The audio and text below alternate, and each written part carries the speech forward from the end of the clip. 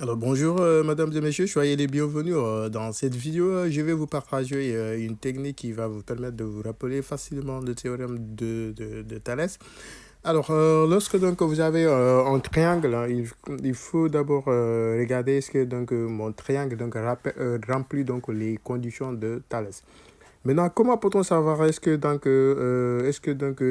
triangle, est-ce que donc avec mon triangle, donc je peux appliquer donc le théorème de Thalès. Il faut donc juste regarder le triangle. Est-ce que donc au niveau du triangle, il y a deux droites qui sont parallèles, ou bien deux segments si vous voulez. Alors, et ici, on voit que donc on a un segment qui est là, ou bien une droite qui est là, BC. Et ici aussi, on a EF. On voit que donc ces deux droites-là, ils sont bien vraies parallèles. Parce que la définition simple, on dit que deux droites sont parallèles lorsque même si on les prolonge, donc ils ne vont jamais donc se toucher. Et voilà, maintenant, une fois que donc cette remarque donc est faite pour nous permettre d'appliquer maintenant le théorème de Thalès. Alors, l'autre question qu'on va se poser maintenant, c'est de savoir comment peut-on appliquer donc le théorème de Thalès. Voilà, est-ce que je vais l'appliquer donc, parce qu'on ne peut pas donc l'appliquer donc n'importe comment. Maintenant, ce qui va vous aider donc de se rappeler hein, où commencer ou comment appliquer, il faut regarder le segment qui est donc à l'intérieur donc du triangle, si je peux me permettre ainsi, c'est-à-dire ici c'est le segment BC. Vous allez regarder ce BC, il est en face de quel sommet? Il est en face de, on voit que donc le BC qui est là, il est en face de A. Donc, A sera ma référence, sera donc mon point de départ. Et une autre remarque que j'aimerais donc souligner, ne vous laissez pas parfois le positionnement donc du triangle. C'est possible que donc on vous donne un triangle de ce type, vous voyez. Et bien vrai, on met des points. Donc on voit que donc mon triangle ici, on met donc un point ici, on peut mettre donc mon A ici, voilà, et ainsi de suite. Alors, ce que donc je dois regarder, est-ce que j'ai deux segments qui sont parallèles hein? Si je mets un point M, je mets un autre point là aussi. On voit que donc ce segment qui est là, ce segment-là, il est parallèle donc à ça. Donc, je peux appliquer donc le théorème de Thalès. Maintenant, quel est donc, quel point qui sera donc mon point de référence? Je regarde donc le segment qui est au milieu, il est en face de quel sommet? On voit que donc il est en face de sommet. Donc le point qui est ce sommet sera mon point de départ. Et c'est la même chose aussi si on vous donne, supposons qu'on vous donne comme ça, un triangle comme ça. Vous voyez, donc c'est la même chose. On a changé juste donc l'orientation. Et on voit que donc ce segment-là, il est parallèle donc à ce segment-là. Donc ce segment qui est au milieu, il est en face de ce sommet. Donc ce sommet sera mon point de départ. Alors là, l'orientation ne doit pas être donc un problème. Ok, une fois que donc nous, on a repéré donc notre point de départ, et voilà, maintenant, une fois que donc ma référence donc est repérée, qu'est-ce que donc je vais faire? Je vais donc maintenant regarder A, c'est ma référence. Maintenant, à partir de A, c'est pas à partir de A, c'est comme si on me demande à partir de A, on me demande d'atteindre par exemple cette barre. On me demande d'atteindre donc l'autre partie du triangle à partir de A, cet espace-là. On voit que donc je peux passer par ce sommet-là pour arriver donc à atteindre ça. Je peux passer donc par le sommet donc du milieu et par là donc pour atteindre donc à ça. On voit que donc j'ai trois possibilités d'arriver donc à cet espace-là. Alors maintenant, vu que donc moi j'ai trois donc possibilités, donc je sais maintenant que j'ai trois. Ce qui veut dire que donc j'aurai trois relations. Alors, on peut décider de commencer donc par cette partie, la partie gauche. Maintenant, dans cette partie, qu'est-ce que donc je vais faire? C'est comme donc si je vais faire donc une multiplication. Mais l'idée, c'est pas donc la multiplication, mais l'idée c'est comme si je vais faire donc la multiplication. Je prends donc ma référence, le A. Prends le A, j'écris donc le A. C'est comme si A là, je vais le multiplier donc avec le B. Je mets le B. C'est comme si je les multiplié, mais ce n'est pas une multiplication parce que A et B, c'est la distance. Ce n'est pas une multiplication. Mais l'idée, c'est comme si je fais une multiplication. Alors, je fais donc A et B. Maintenant, avant de passer pour venir donc à E, on voit que donc le B, il y a une barre qui est là. Cette barre-là, vous voyez que c'est comme si je peux donc la prolonger.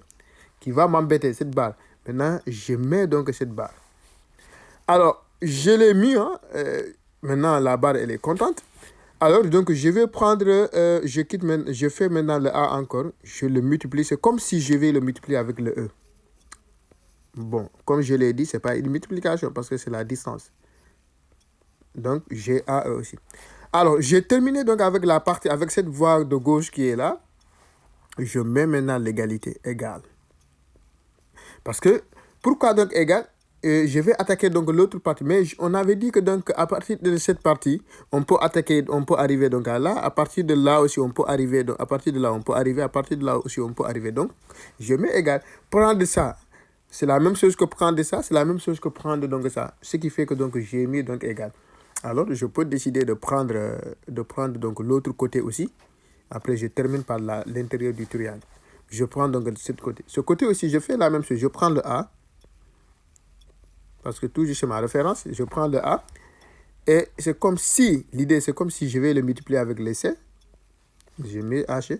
C'est la distance. Alors, il y a la barre qui est là. Hein, la barre qui est là, cette barre-là. Donc, la barre BC, le segment BC, c'est pour cela que je le mets ici. Et je fais maintenant le AE, le AF. Donc, j'ai ici AF. Alors, j'ai terminé avec donc, les deux côtés. Hein. Donc, je pars maintenant à l'intérieur. L'intérieur aussi, vous voyez, l'intérieur, je marche. Vous voyez que donc, lorsque donc, je marche à partir de l'intérieur, je rencontre ce segment-là, ce segment BC. Ce segment qui est là, c'est ce droite, il est relié par deux points B et C. Donc, déjà, je vais mettre de l'égalité, quoi, parce qu'on avait dit prendre cette partie, prendre ça, c'est la même chose, parce que toutes ces parties-là vont m'amener, donc, et je peux attendre donc cette barre-là. Donc, je mets égal.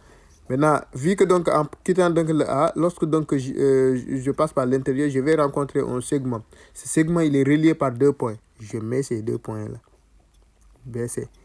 Et je mets donc ce même barre qui est là, je le mets ici. Alors, j'ai terminé maintenant, je continue mon processus, je marche encore, vous voyez que donc je rencontre maintenant une autre barre qui est là.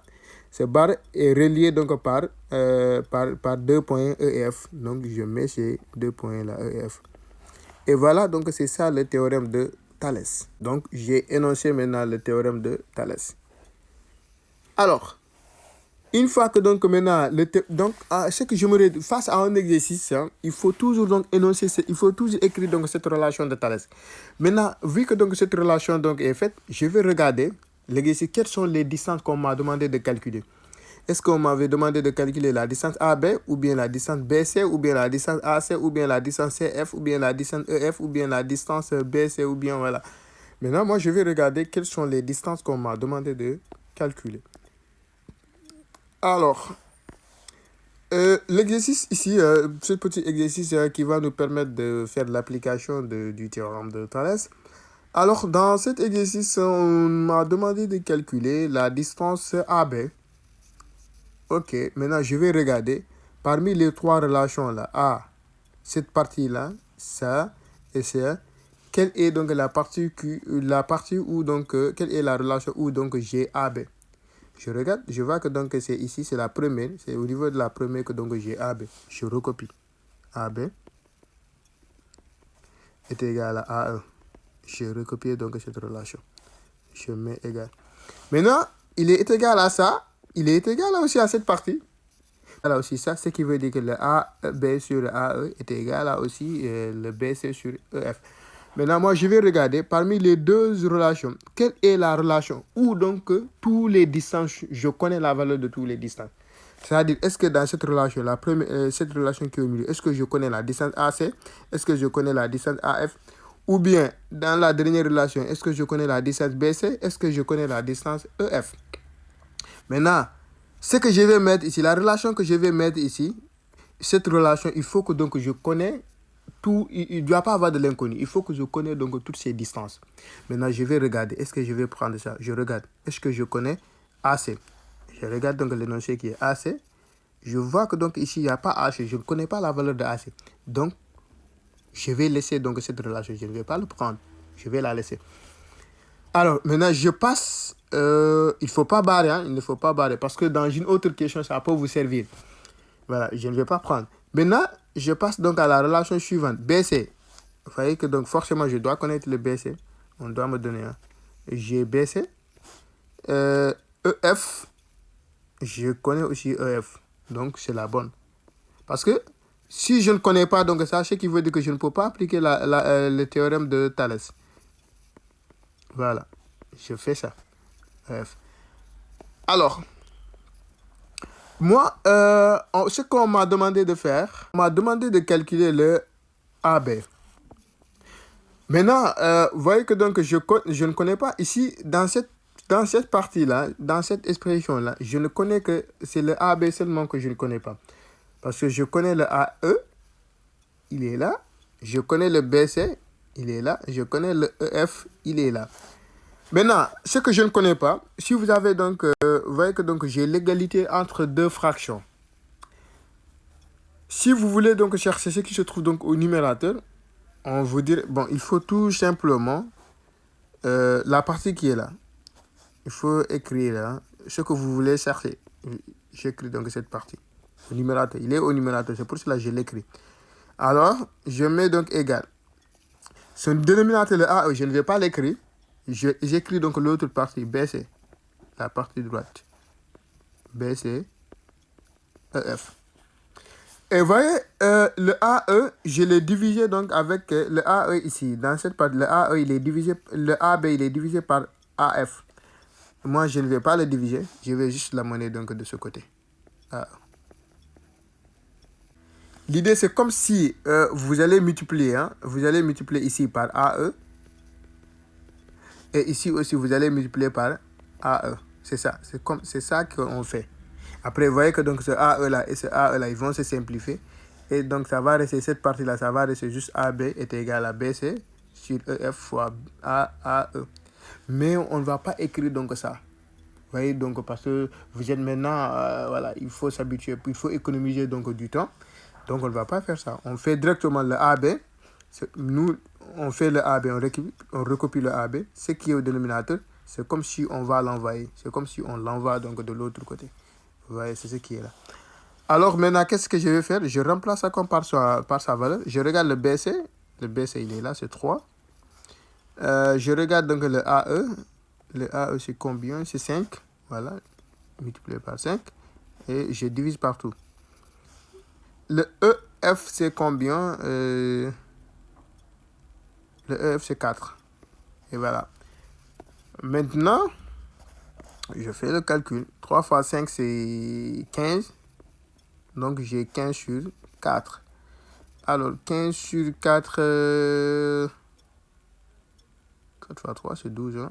Bon, j'ai 3. Après 21... 7... 5. Ouais, c'est... en fait, maintenant, c'est 3,75. Donc, le AB...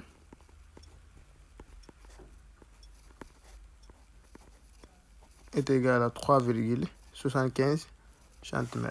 Bah, si j'ai pas fait d'erreur.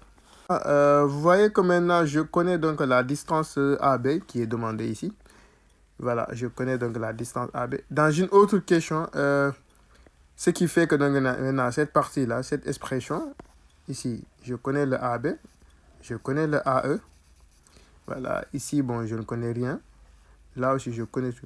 Alors, dans une autre question, vous voyez que donc on peut me donner par exemple la distance AC et on me demande de déterminer donc la distance AF.